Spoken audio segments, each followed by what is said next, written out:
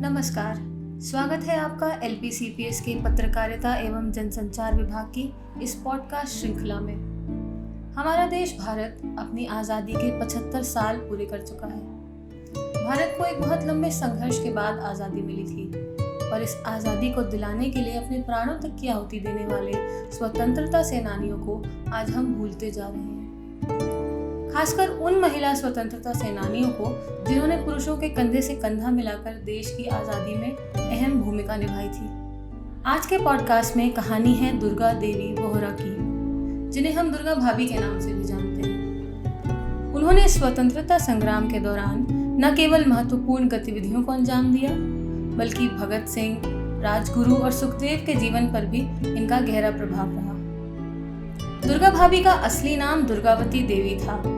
इनका जन्म 7 अक्टूबर 1907 को उत्तर प्रदेश के शहजादपुर गांव में हुआ था।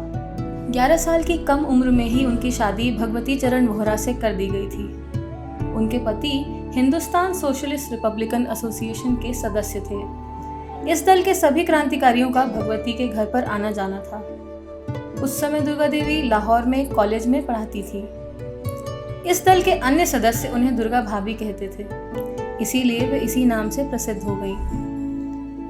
1920 के दशक के अंत तक HSRA के सदस्यों ने अपनी क्रांतिकारी गतिविधियों को बढ़ा दिया था और दुर्गा देवी एक महत्वपूर्ण योजनाकार के रूप में HSRA का अभिन्न हिस्सा बन चुकी थी।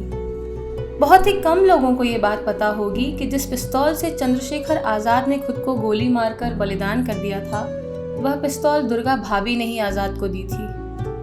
इतना ही नहीं, दुर्गा भाभी एक बार भगत सिंह के साथ उनकी पत्नी बनकर अंग्रेजों से बचाने के लिए उनकी योजना का हिस्सा भी बनी थी। लाला लाजपत राय की मौत के बाद दुर्गा भाभी इतने गुस्से में थी कि उन्होंने खुद स्कॉट को जान से मारने की इच्छा जताई थी। तब सैंडर्स और स्कॉट से बदला लेने के लिए आतुर दुर्गा भाभी ने ही भगत सिंह और उनके साथियों को अपने खून से टीका लगाकर विजय पथ पर रवाना किया था। HSRA के नेताओं की गिरफ्तारी के बाद दुर्गा भाभी ने खुद क्रांतिकारी गतिविधियों की शुरुआत कर दी। इनमें पंजाब के पूर्व गवर्नर लॉर्ड हेली की हत्या का साहसी प्रयास भी शामिल था। पर एक बहुत बड़ी त्रासदी दुर्गा देवी के जीवन में घटने वाली थी। भगवती चरण रीवा के किनारे बम का परीक्षण करते हुए हादसे में शहीद हो गए। अपने पति की मौत से उबरने के लिए दुर्गा देवी ने अपनी क्रांतिकारी गतिविधियों को और तेज कर दिया। जुलाई 1929 में उन्होंने भगत सिंह की तस्वीर के साथ लाहौर में एक जुलूस का नेतृत्व किया और उनकी रिहाई की मांग की। दुर्गा भाभी ने भगत सिंह और उनके साथियों की जमानत के लिए अपने गहने तक बेच दिए थे। उसी वर्ष 8 अक्टूबर को उन्होंने दक्षिण बॉम्बे के लेमिंगटन रोड पर खड़े हुए एक ब्रिटिश पुलिस अधिकारी पर हमला किया।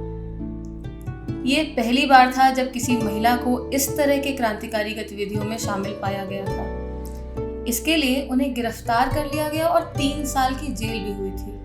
भारत की आज़ादी में उनका सिर्फ यही योगदान नहीं था। 1939 में उन्होंने मद्रास में मरिया मोंटेसरी से प्रशिक्षण प्राप्त किया। 1 साल बाद उन्होंने लखनऊ में उत्तर भारत का पहला मोंटेसरी स्कूल खोला। देश की आज़ादी के बाद भी उन्होंने बच्चों को पढ़ाने के अपने कार्य को जारी ही रखा। 15 अक्टूबर 1999 को 92 साल की उम्र में वे इस दुनिया को अलविदा कह गए। आज 15 अक्टूबर उनकी पुण्यतिथि है। हमारा इतिहास महिलाओं के बलिदान और उनकी बहादुरी को अक्सर भूल जाता है। बहुत सी ऐसी नायिकाएं हमेशा छिपी रह जाती हैं। दुर्गा देवी वोहरा भी उन्हीं नायिकाओं में से एक है। देश की आज़ादी के लिए मर मिटने वाली ऐसी वीरांगना को कोटि कोटि प्रणाम। देश की आज़ादी में योगदान देने वाले ऐसे सेनानियों की कहानियां सुनने के लिए बने रहिए द कम्युनिकेटर्स के साथ। धन्यवाद।